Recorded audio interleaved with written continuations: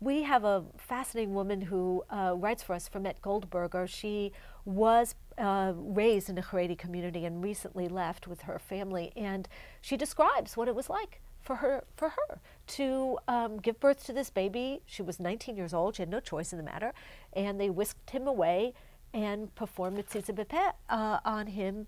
And she said she just doesn't think there can be any way that the outside government can make a difference in this. I don't know. I find this really, really troubling. Is there any kind of rabbinic concept that I'm missing here, Deborah?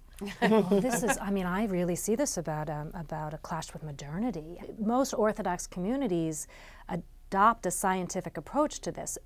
That Brit Milah is an ancient Jewish and deeply holy ritual, and that there are certain scientific overlays to ensure the well-being of the child. This is a community that has chosen not to abide by halachically sanctioned methods and are orienting themselves toward a different model of rabbinic leadership, and it becomes about a repudiation of modernity. So I think that the columnist was very, very apt in identifying the only lever of which is the rabbis and the culture change. So it's I don't envy the health department officials who are trying to moderate this, because she spells out very clearly how easy it would be to not comply and how deeply enmeshed this is in the culture.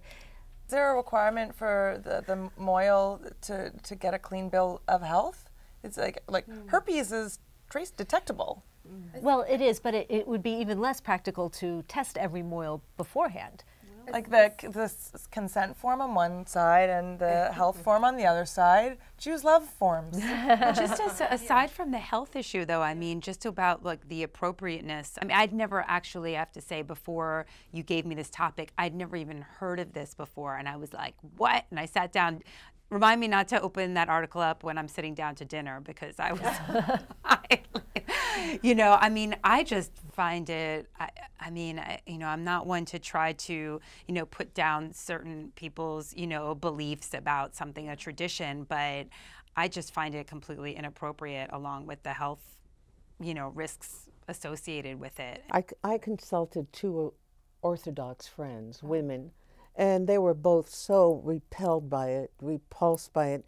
I want to thank you for making this an issue in the foreword. I think that this should be discussed, and again, it is an example of this community not dealing with modernity.